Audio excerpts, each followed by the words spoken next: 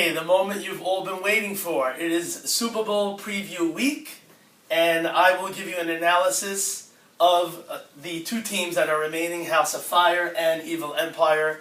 And as I've done every year, I basically have helped the winners. The losers have basically not even listened to me and have lost. So let's go through the teams and analyze the teams. So let's look at quarterbacks. We have Watson and Allen on Buffalo. So you would think we put Watson automatically and give him the edge. But let's take a look at these two numbers that are hanging out right here on the top of the screen. You have a 61, you have a 42. One of those quarterbacks in the last 3 weeks has gotten 61 points. One of them has gotten 42. Let's draw a line. No, 61 goes this way. 42 goes that way. Josh Allen has been the hottest quarterback in the league over the last 3 weeks, actually even the last 4 weeks. 4 weeks ago he got 26 points. So you would think edge to Watson. I am not giving the edge to Watson. He plays at New England. New England plays shootout games. He's going to find a way to run for 100 yards. He'll find a way to score. I'm going to have to give the edge to Allen, combined with Watson having an injured Hopkins. So we're going to get to Hopkins in a minute, so not really sure how much Watson's going to do. He plays at Philly. Philly won a very big game at the Rams this week, fighting for a playoff spot. The crowd's going to be going nuts. I don't know how much Watson and Hopkins are going to do. Edge to Allen. Next is running backs. Elliott and Cook for House of Fire. Cook scored his first rushing touchdown of the year last week. Elliott has a really easy matchup against Tampa Bay. Decent running backs, great in Elliott, good enough for Cook. But when you look at Gurley and Kamara, you can't even analyze this. So Gurley is injured, has a little plus. They've lost a few of the last games. They have the Bears breathing down their neck. They have to keep winning. They don't want to fall into a wild card spot. If they did and they played the Bears again in the playoffs, they would have to go back to Soldier Field and play the Bears again in freezing weather. They will do anything that they need to do to play Gurley and win. The edge goes to Gurley. He plays at Arizona. He killed them the last time he played them. Kamara versus Cook, there's nothing even to talk about. He's home against Pittsburgh. Another edge over there. Now we got Hopkins and Cooks. Really, I think Hopkins will play. They actually carried him off the field the last time he played. I'm going to give him the edge. When it comes to the rest of the receivers, I don't love any of the rest of the receivers.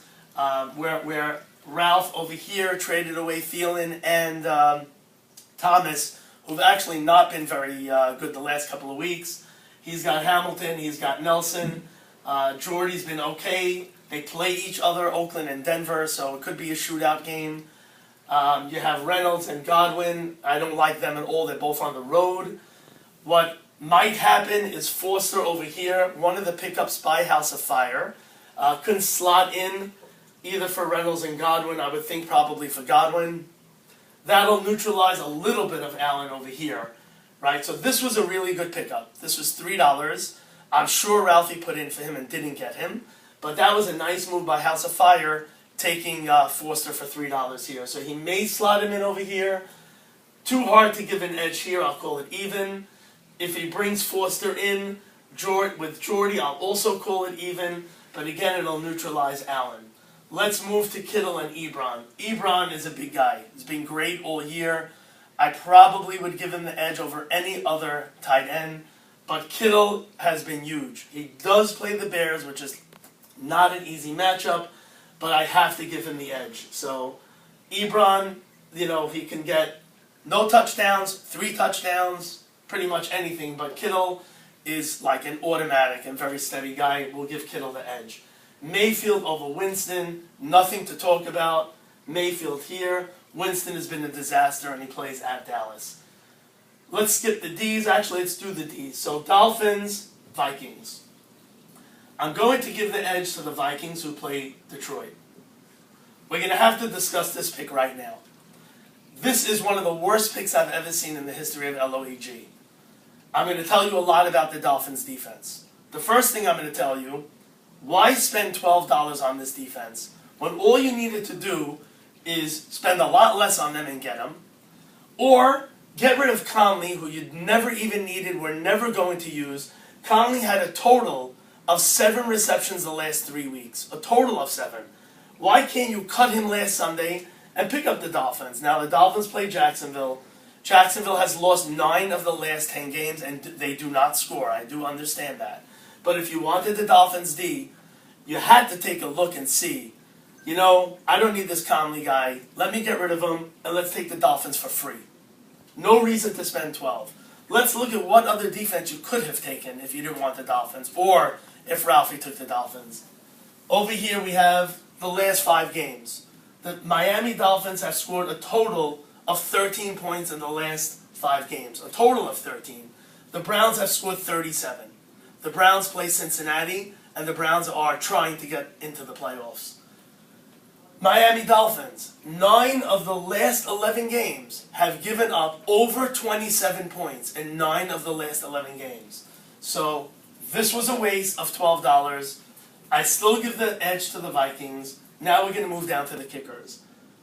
Rosas at Indianapolis scored 0 points last week. For some reason, House of Fire did not pick up a kicker last night. House of Fire has $0 left to spend. Evil Empire, $0 left to spend. They're stuck with Roses all the way up until Saturday night at 2 o'clock in the morning. Mar, Dallas kicker, at home against Tampa Bay. I'm giving the edge here. Let's talk about the kickers. There is a kicker available. Why he was not taken last night for $1, I don't know. He leads the league in kicking. He has 155 points, 15 more points than the next guy, Will Lutz. Nobody took him last night. Houston kicker right here. Nobody wakes up earlier than Ralph. He will be up, I'm sure, hitting refresh as soon as he can. 2 a.m., 2:01, 2:02 a.m. Saturday night. This kicker will end up on this team right here. They will not end up on House of Fire. House of Fire needs him very badly. He will not get him. Ralphie, I'm sure, will end up getting him. Let's take a look at one more thing. There's a guy named Damian Williams right here. $9. House of Fire had $15 to spend, Fab. Evil Empire only had $11. How House of Fire let this guy land on this team is incomprehensible. So what we need to do is actually take out Winston, because there's no way he's staying there. We're going to take Damian Williams, who is the Kansas City running back. We're going to cross him out over here, and we're going to write him in over here. So let's do RB, and we're not going to call him Damian Williams. We're going to call him Kareem Hunt. Because he's basically Kareem Hunt, or better than Kareem Hunt.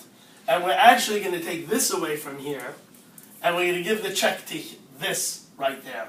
He's got Gurley, Kamara, and Kareem Hunt. Basically, Kareem Hunt, right? Going in the finals. You take a look here. It's obviously a landslide. We're going to award the 2019 championship. The Evil Empire strikes back-to-back championships. Right here. Congratulations to Evil Empire. That is my Super Bowl preview. House of Fire snuck in. No idea how he did it. The 8th place tremendous team actually had more points than him. He ended up in 2nd place. He's been working miracles throughout the season. It just doesn't look good. The team looks like a disaster. So again, congratulations to both for making it to the finals, and congratulations to Evil Empire for winning the championship.